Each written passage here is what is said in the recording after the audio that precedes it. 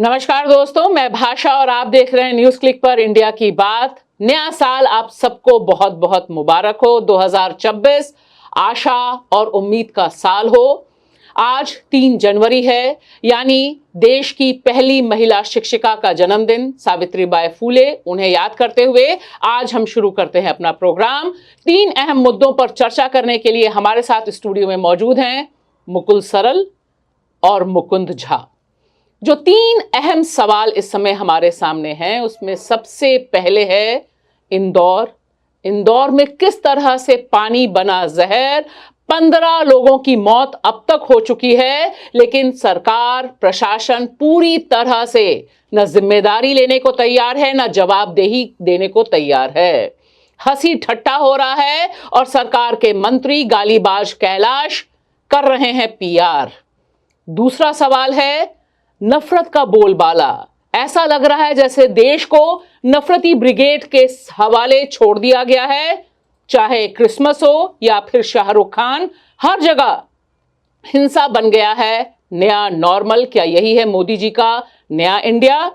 तीसरा सवाल, लोकतंत्र पर खतरा बन रहा है एसआईआर, स्पेशल इंटेंसिव रिवीजन, जो 12 राज्यों में इस समय हो रहा है।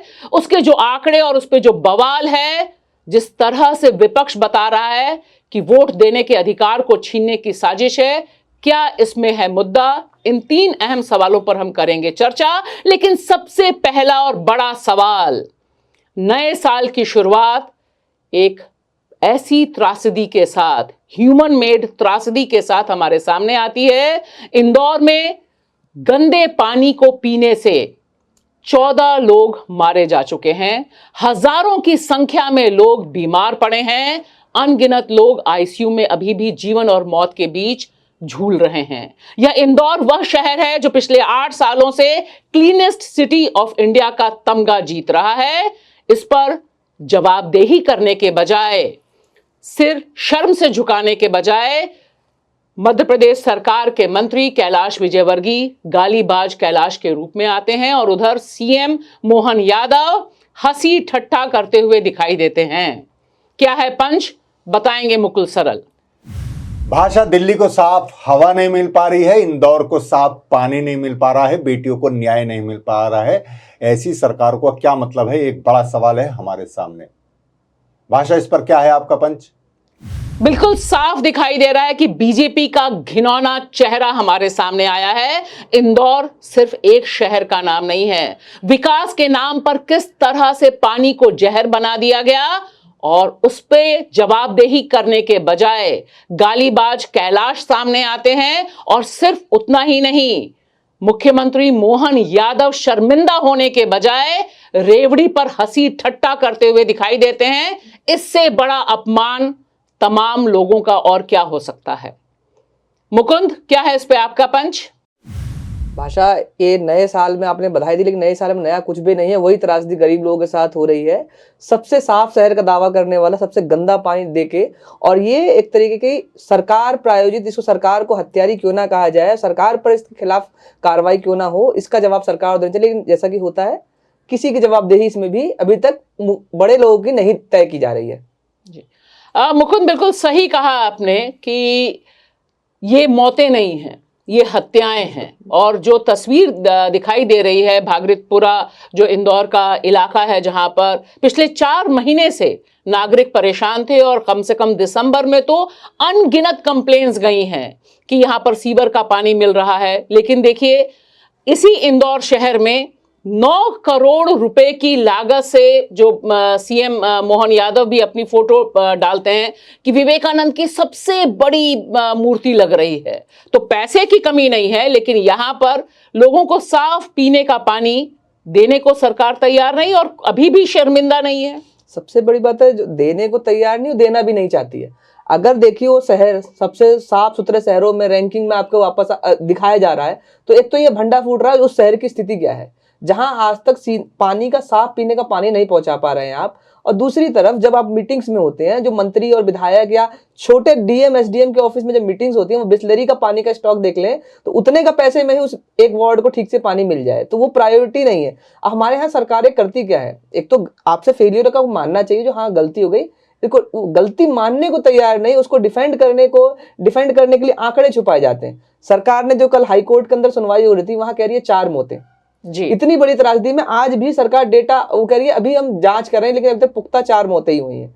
लेकिन जब वहां बाकी लोग कर रहे हैं 10 से अधिक मौतें तो पहले ही शुरुआत में कंफर्म हो गई थी। अभी लोग लगातार लोग आईसीयूज में हैं और अभी भी इन सब चीजों को जिस तरीके से हैंडल किया जा रहा है, एक तरीके फेस सेविंग है। और जैसे आपने बताया ये ओपनिंग रिमार्क्स में अपने, जिस तरीके कैलाश विजयवर्गीय जो जिम्मेदार मंत्री हैं उनका रवैया, वहीं से विधायक है, उनका रवैया, और कोई छोटे नेता नहीं है, बड़े नेता है, लगातार राष्ट्रीय नेता है। उनकी भाषा जिस तरीके से, और जिस तरीके वो सबने देखा वीडियो, जिस तरह से वो घंटा शब्द का इस्तेमाल कर रहे हैं, उसके बाद सारी चीजें बाहर आती हैं और मीडिया, लेकिन उसके बाद किस तरह से उनको भी बचाने की पैचअप करने की। क्योंकि मुकुल इसमें एक जो तस्वीर है वो और डरावनी है कि एक तो 14 लोगों का मारा जाना और 15 हो गई है, 15 हो गई है करीब, और हमें पता नहीं कि कब तक वो संख्या लगातार बढ़ती रहेगी, क्योंकि 32 लोग क्रिटिकल बताए जा रहे हैं जो आईसीयू में हैं।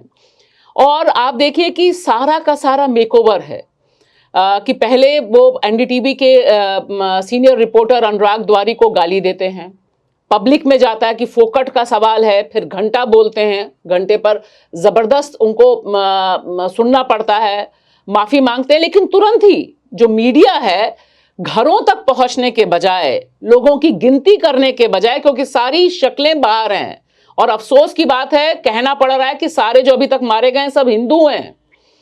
बांग्लादेश में 1, 2, 3 हिंदू मारे जाते हैं, देश में बवाल होता है, मीडिया बवाल काटता है, लेकिन यहां पर आप देखिए वहां पर पीआर हो रहा है। तमाम टीवी चैनल पहुंचते हैं कि आप 2 दिन तक नहीं सोए, कैलाश विजयवर्गीय कहते हैं अरे आप भी 2 दिन तक नहीं सोए हैं, कौन सो सकता है। तो ये एक नजारा दिखाई दे रहा है। वो दरअसल क्या हुआ कि पूरा बीजेपी ही कटघरे में आ गई थी कैलाश विजयवर्गीय से, एक चेहरे के तौर पर वो सामने आया, उनका चेहरा रहे हैं वो बीजेपी का। तो मुझे तो घंटे से भी ज्यादा जो ऑब्जेक्शन लगा वो कहा उन्होंने फोकट का सवाल। फोकट का सवाल 14, जब तक 10 लोगों की मौत हो चुकी थी, जब अनुराग द्वारी ने पूछा, उन्हें वो फोकट का सवाल लग रहा। उसके बाद लगा कि भाई ये तो मामला गड़बड़ा गया है, तो उन्होंने फिर वो मेकओवर, वो सब चीजें चल रही थी, पीआर चल रहा था, वो तो है। पर मैं एक बात कह रहा हूं कि राजधानी दिल्ली, देश की राजधानी दिल्ली में साफ हवा के लिए लोग लड़ रहे हैं, इंदौर में साफ पानी के लिए लोग लड़ रहे हैं, कहीं अरावली के लिए लोग लड़ रहे हैं, पर यह सरकार अपनी मनमर्जी चला रही है। यहां यमुना को उन्होंने एक पॉन्ड बनाकर दिखा दिया था, बिस्लरी पॉन्ड, वहां बिस्लरी खुद पीते हैं। यही सवाल है, अगर वो पानी साफ है तो चलिए मुख्यमंत्री पीकर दिखाएं, मंत्री पीकर दिखाएं, जो मीडिया उनकी पीआर कर रहा है वो जाकर पीकर दिखाए, तो वहां भी वो कुछ ऐसी कर देंगे। दरअसल वही है कि हर मुद्दे पर घिरी है, मध्य प्रदेश से लेके, उत्तराखंड से लेके, नॉर्थ ईस्ट से लेके हर जगह सरकार घिरी है, और फिर भी कह रही है मुझे एक और दे दो राज्य, मुझे ये भी राज्य दे दो, ये बचाए बंगाल ये भी दे दो, ये भी दे दो हिमाचल। तो ये जो एक वो हो रही है कि मैं, और उनसे कुछ संभल रहा नहीं, और फिर भी मोदी है तो मुमकिन है। तो ये जो एक नया ड्रामा हो गया है, उसमें एक बड़ा सवाल है। आप जो मुकुंद ने भी कहा कि जो सबसे साफ शहर की श्रेणी में रखा गया, वहां पीने के पानी की व्यवस्था नहीं है, तो फिर तो यानी सारी पोल खुली। लेकिन मुकुंद, अगर हम बात अपनी फोकस रखें इंदौर पर, मैं इसलिए कह रही हूं क्योंकि इंदौर दरअसल विकास के तमाम दावों का एक टेस्ट केस है कि जिस तरह से आप करोड़ों रुपए खर्च करते हैं। मैं इंदौर बहुत बार गई हूं और मैंने वहां पर जिस तरह से बदहाली है वह भी देखी है, लेकिन ये चीज समझ से परे है। जैसे वहां के हाई कोर्ट ने भी कहा इंटरवेंशन करते हुए पीआईएल पर, हालांकि किसी की जिम्मेदारी जवाबदेही नहीं कही, उन्होंने कहा कि भाई टैंकर, साफ पानी के टैंकर आप प्रोवाइड कराओ। वह भी तब जब इतनी बड़ी संख्या में हाहाकार है। जो वहां से वीडियोस हैं, जो वहां से लोगों से हमने बात की, बता रहे हैं कि अनगिनत लोग जीवन और मृत्यु के बीच खड़े हुए हैं, और सरकार ये कह रही है कि इसकी मौत हार्ट अटैक से हुई है, इसकी मौत क्योंकि बुजुर्ग थे इसलिए है। वहां पर मेंशन नहीं किया जा रहा है। ये एक घिनौनी अपराध है जो नागरिकों के खिलाफ वहां की सरकार कर रही है। भाषा, जैसे मुकुल जी ने कहा ना, मोदी है तो मुमकिन है, यही हो रहा है पिछले कुछ सालों में। घटनाएं होती हैं, मौत होती है, लेकिन सरकार मौतों का फायदा भी अपने फेवर में लेती है। आप कह रहे हैं डेटा नहीं दिखाया जा रहा, बुजुर्ग है इसलिए मर गए, कुंभ में तो ऐसा कुछ नहीं था, उसका डेटा आज तक नहीं दिया ना सरकार ने। और यही चीज यहाँ पर भी होगी। सरकार ने खुलेआम कोर्ट के सामने 4 मौतें स्वीकार कर रही है, जबकि जो लोग गए हैं वो 10 से ऊपर बता रहे थे, और सबको दिख रहा है क्या हो रहा है। और इन सब में सरकार अभी क्या कर रही है, सरकार ने अभी तक वहां पीने के पानी की व्यवस्था नहीं कर पाई है। जी। जो विश्व गुरु भारत है, वहां एक राज्य के अंदर, एक शहर के अंदर लोग गंदे पानी से मर रहे हैं, हाहाकार हो रहा है, लेकिन अभी तक हम पीने का पानी नहीं पहुंचा। अभी क्या हो रहा है, आप आंगनवाड़ी आशा वर्कर, जिनको वर्कर नहीं मानते, उनको 24/7 आपने लगाया है, गाँव के अंदर ड्यूटियां लगाई हैं, उनसे कह रहे हैं आप ये मैसेज भेजिए जो पानी को उबाल के पिया जाए। आप पानी अभी भी नहीं भेज पा रहे, ओआरएस से घोल बंटवा रहे हैं। लो डिहाइड्रेशन, क्योंकि जैसे डॉक्टर्स की रिपोर्ट्स है, जो डॉक्टर लिख रहे हैं वहां पर बता रहे हैं, बच्चों की सबसे खतरनाक स्थिति होती है। बच्चों के अंदर थोड़ा सा भी डिहाइड्रेशन हुआ तो मौत के करीब पहुंच जाते हैं, और वो हो रहा है। सबसे कम मौत 10 साल का बच्चा जिस तरह से, मतलब इस सरकार की वजह से मारा गया, सरकार ने मारा, और इसमें कोई दो राय नहीं, सरकार हत्यारी है वहां की। और ये लेकिन देखिए, मैं चाहती हूँ कि ये वीडियो भी जरूर देखा जाना चाहिए, जहां पर ठीक उस समय, जिस समय 10-12 लोग मर चुके हैं, उस समय उस राज्य के मुख्यमंत्री, जो मोदी जी के बहुत खास मुख्यमंत्री हैं और नफरती बयान देने वाले हैं, वो देखिए यह बयान देते हैं, रेवड़ी की चिंता कर रहे हैं, और साथ ही साथ पब्लिक में ये भी कह रहे हैं कि ताली बजाओ, मैं इतनी अच्छी बात कह रहा हूं। ये है शर्मनाक घिनौना चेहरा मध्य प्रदेश की सरकार का। यहाँ खाचरोद की रेवड़ी मिलती है, पहली बार देखो तो ऊपर पल्ले ही नहीं पड़ता। जब विधायक जी बोल रहा, ताली वाली तो बजाते रहो सभी के लिए भाई, जरा कंफ्यूज मत रहो। अब बताइए मुकुल, जिस राज्य का मुख्यमंत्री लाशों पर रेवड़ी खाने की बात कर रहा है, गाल फुला फुला कर हंस रहा है, हंसी रुक नहीं रही उस शख्स की।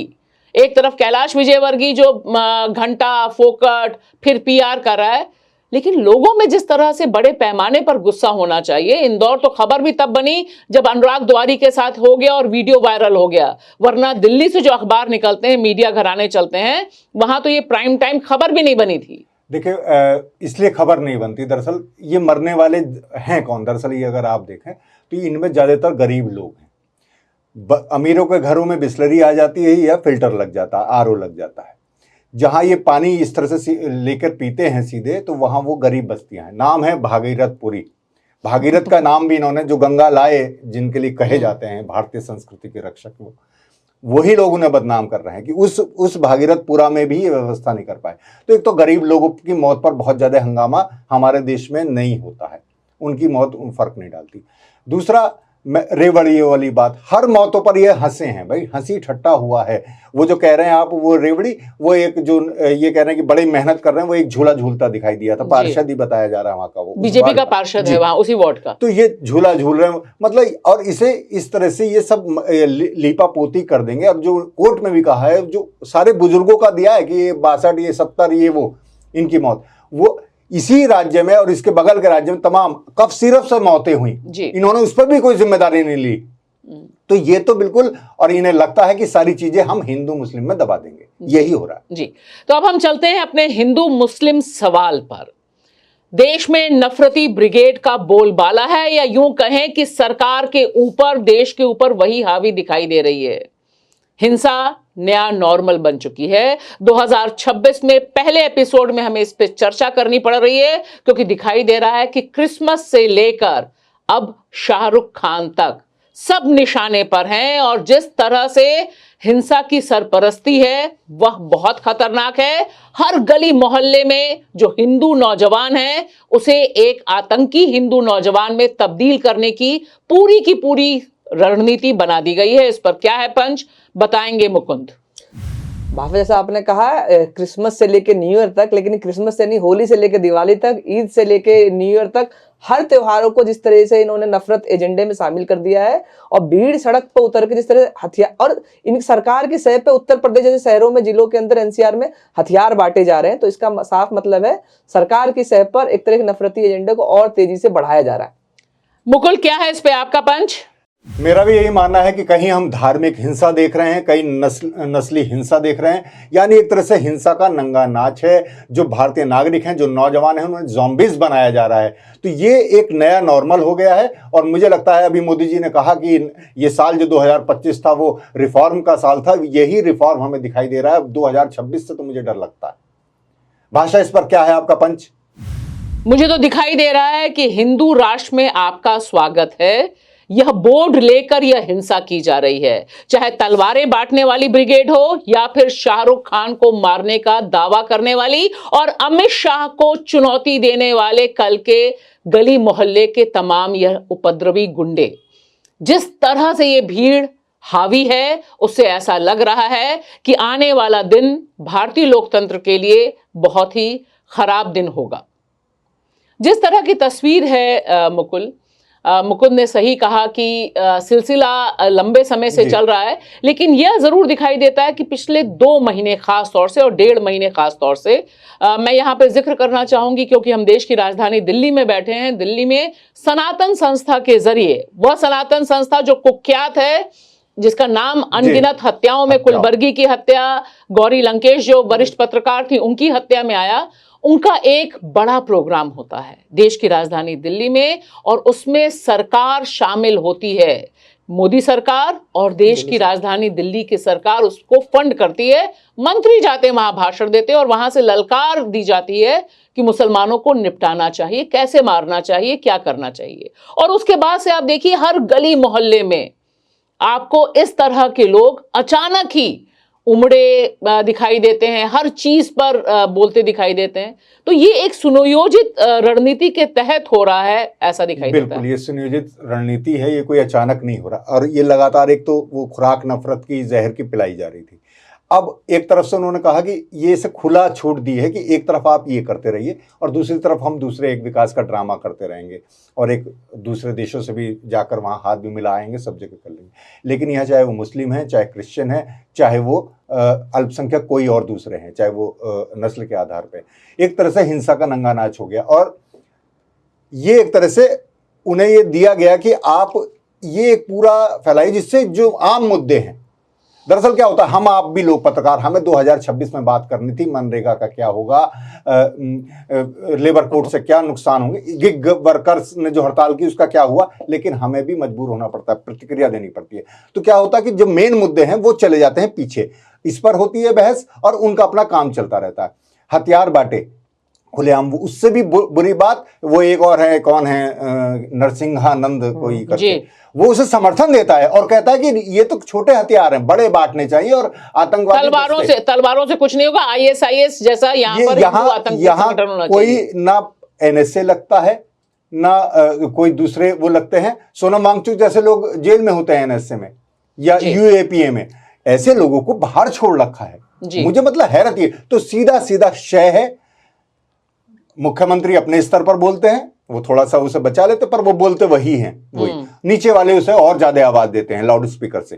तो मामला पूरा ये चल रहा है कि आप इन सब मुद्दों पे बात कीजिए, तो दरअसल क्या होगा, या तो एक मीडिया गुणगान गाएगा, दूसरा इस पर प्रतिक्रिया देगा, तो उनके सारे काम, उनका TRP चलता रहेगा। मुकुंद, थोड़ा ये बताइए कि जिस तरह से शाहरुख खान की जो IPL टीम है, जिसके वो हिस्सा हैं, सिर्फ उन्हीं की नहीं है, कई स्टेक होल्डर्स हैं, KKR, कोलकाता नाइट राइडर्स, जिसमें उन्होंने बांग्लादेश के खिलाड़ी रहमान को हायर किया, हाँ, और उसके बाद से उनके खिलाफ जिस तरह से ब्रिगेड जमीन पर आई है, वो तकरीबन डराने वाली है। और इसमें तमाम जो नौजवान आए हैं, जो कैमरे पर एक नहीं 4-4 बार सीधे सीधे अमित शाह को चैलेंज कर रहे हैं कि पिछली बार हमने बंसाली की पिटाई की थी तो अमित शाह ने फोन किया, तब भी 1 घंटे, यानी चैलेंज छोटे मोटे आदमी को नहीं कर रहे हैं, वो कह रहे हैं कि अमित शाह की भी हम नहीं सुनते हैं। ये जो है, इसका नौजवानों पे क्या असर पड़ेगा, क्योंकि क्रिकेट, बांग्लादेश के खिलाड़ी और शाहरुख खान। भाषा, जैसे आपने कहा ना, जो उसके कई सारे स्टेक होल्डर्स है, लेकिन जानबूझ के ये जो कथावाचक है, जो कि खुद को धर्म गुरु भी नहीं कहते, कथावाचक कहते हैं, वो अपना जीवन पूरा जो एक VVIP की लाइफ स्टाइल उस तरह जीते हैं, वो इसलिए बचते हैं कि धर्म गुरु कहने से, क्योंकि फिर लोग टारगेट करेंगे। तो कथावाचक है, देवकीनंदन ठाकुर हो, चाहे धीरेन्द्र शास्त्री हो, चाहे राम भद्राचार्य हो, इनके स्टेटमेंट्स हर इस तरह की चीजों पर हाईलाइट होने के लिए जानबूझ दिए जाते हैं।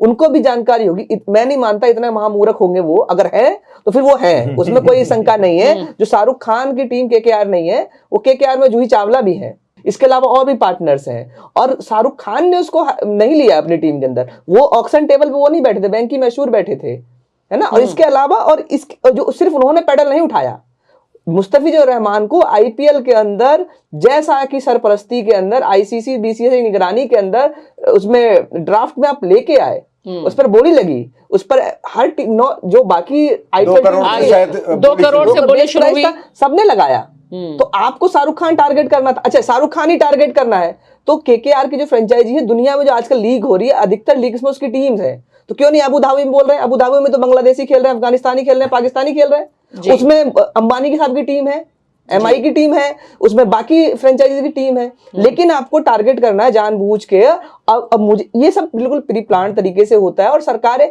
और जो अमित शाह का जहां तक बयान है, छुटभैया लोग खड़े होकर यूट्यूब पे आके कुछ भी बोल रहे हैं, हो सकता है वो सही भी बोल रहे हैं, उसको हम फैक्ट चेक तो कर नहीं सकते या उसका प्रूफ तो है नहीं, लेकिन एक चीज जरूर है, जब आप नफरत इतनी बांटेंगे जिसका इस्तेमाल अपने राजनीतिक हित के लिए आप करना चाह रहे हैं, लेकिन कई ग्रुप्स ऐसे हो जाएंगे अतिक्रांति जो आपके कंट्रोल में भी नहीं आएंगे, वो स्थिति बहुत भयावह होगी और सबसे ज्यादा खतरनाक होगी। हमने दुनिया में कई जगह देखा है, जिनको आप तैयार करते हैं अपने इस्तेमाल के लिए, बाद में आपका ही नुकसान करते हैं, क्योंकि आपका क्या पूरे देश का ही नुकसान करते हैं, पूरे देश का ही नुकसान। इसीलिए और कई बार ऐसी रिपोर्ट्स आई हैं, जो पुलिस के इंटरनल अधिकारी मीटिंग करते हैं, अखबारों में रिपोर्ट हुई, जिसमें वो चिंता जाहिर कर रहे हैं राइट विंग के लोग इस तरीके से कर रहे हैं वो। जी, क्योंकि यहाँ पर एक इम्पोर्टेंट बात ये भी है कि सिर्फ कथावाचक ही नहीं, भारतीय जनता पार्टी के पूर्व विधायक और बड़े नेता जो वेस्टर्न यूपी के माने जाते हैं, संगीत सोम, उन्होंने भी पब्लिक में गद्दार शब्द इस्तेमाल किया शाहरुख खान के लिए।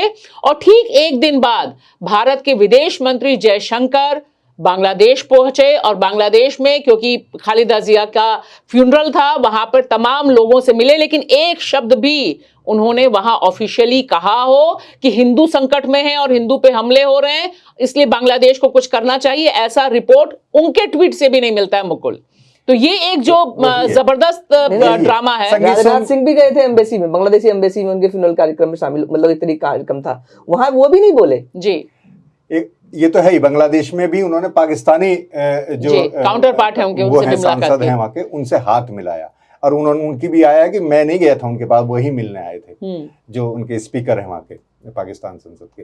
फिर पाकिस्तान से आप मैच खेलते हैं, जब वो मैच वाली बात आई थी अभी आपने दुबई में मैच हुआ था ना, तब भी इन्होंने उसे लीपापोती करनी चाहिए, और वो पहले ये था कि हम बिल्कुल खेल नहीं चलेगी, बात नहीं चलेगी, बात नहीं होगी लेकिन खेल होगा।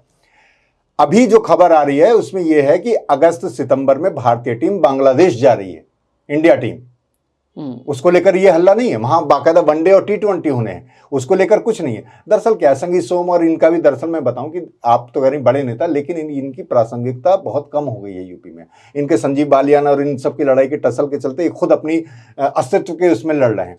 तो दरअसल क्या है कि एक बड़े आदमी पे हमला किया जाए सीधा, तो आप जो चर्चा में आते हैं, उसका मकसद तो यही था संगीत सोम का। और शाहरुख खान की जहां तक बात है, शाहरुख खान ने पहले भी दिखाया, अब भी आप करते रहिए, और उसकी जो उनकी अपनी फैन फॉलोइंग है वो कम नहीं होने जा रही है, और क्रिकेट के दीवाने भी कम नहीं होने जा रहे हैं।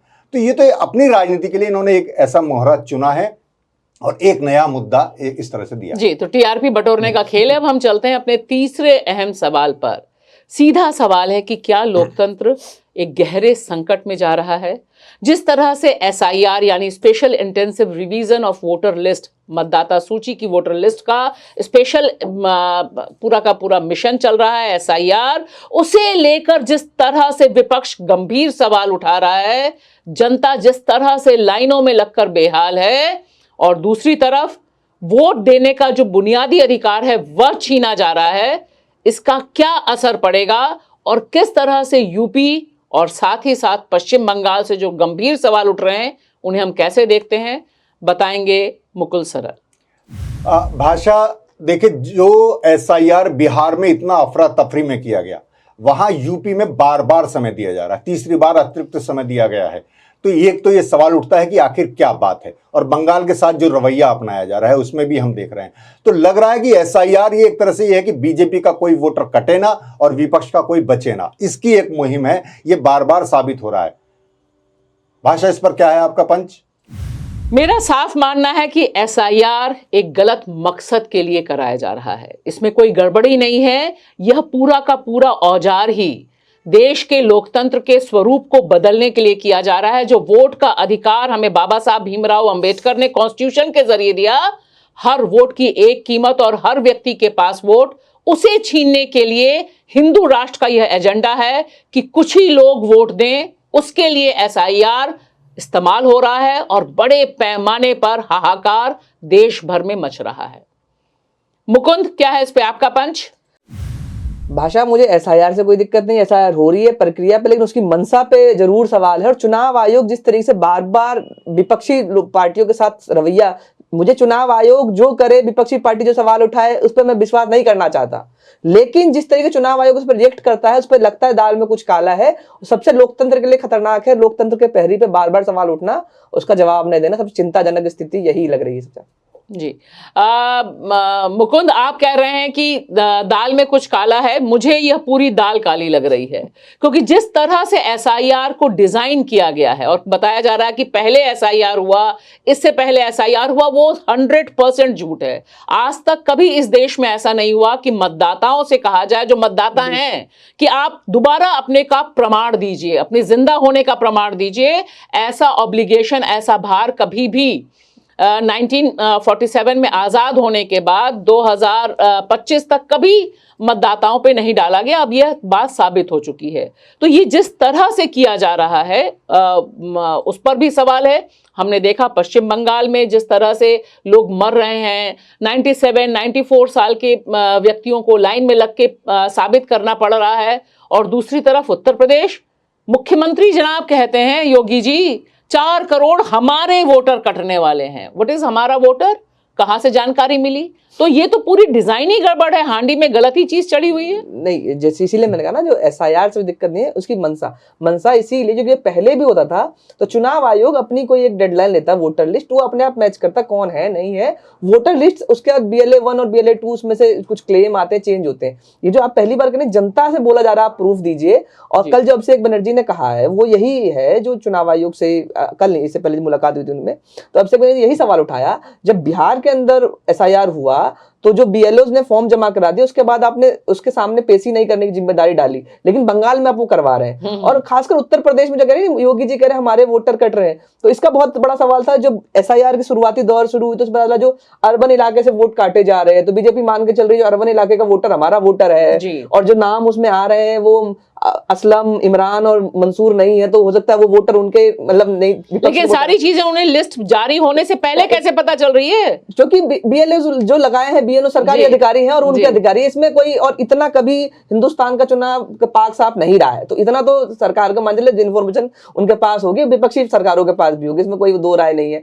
लेकिन खासकर यूपी का भी एक और वो है, जो हमारे वोटर, ये कोई ऑफिशियल ऑर्डर नहीं है, इसको कोर्ट करना, क्योंकि आप मेरे ख्याल से थी एसआईआर पे जो यहाँ पे जन सुनवाई हो रही थी दिल्ली के अंदर, उसमें जिस तरह से बताया गया, जो यूपी के अंदर अधिकारियों को साफ आदेश दिए गए, खासकर काशी, अयोध्या और मथुरा पे जो वहां पे साधु संत हैं, उसमें से कोई छूट ना जाए, क्योंकि डॉक्यूमेंट रखने की जो इतने डॉक्यूमेंट हमारे पास नहीं। मैं आपको एक छोटा सा एग्जांपल देता हूँ। अभी यूपी में एसआईआर चल रहा है, मैं जहां रहता हूं करावल नगर के अंदर, उसी पूरे इलाके के अंदर बड़ी संख्या में प्रवासी यूपी और बिहार के हैं।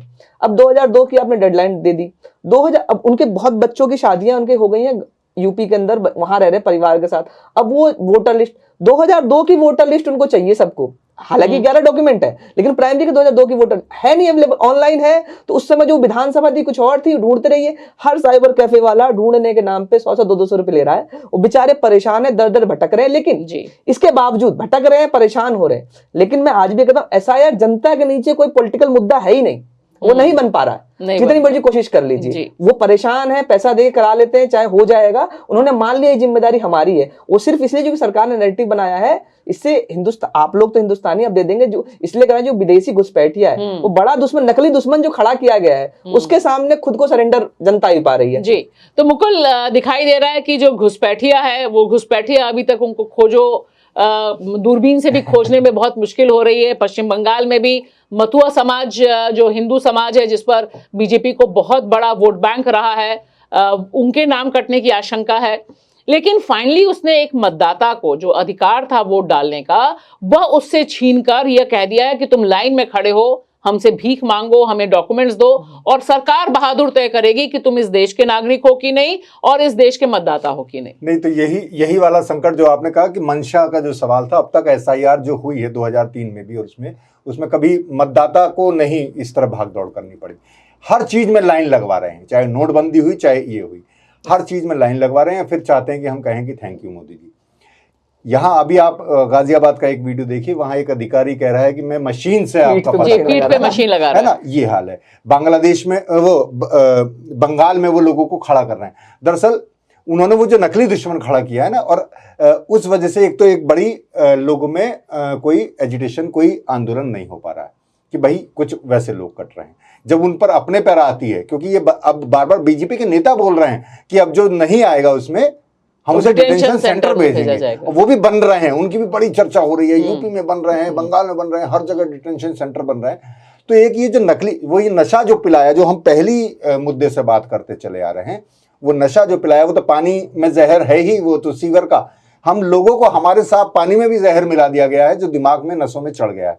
उस वजह से कोई आंदोलन उस तरह से नहीं हो पाता, और हर मुद्दे पर ये लोग लिपापोती इस तरह से कर देते हैं। चलिए, बहुत बहुत शुक्रिया। और यह देखना बहुत दिलचस्प होगा कि चाहे इंदौर का मसला हो, या फिर नफरती ब्रिगेड का मसला हो, या फिर लोकतंत्र की रक्षा का मुद्दा हो, यह लोगों में एक डिबेट का मुद्दा बनता है या नहीं। बहुत बहुत शुक्रिया।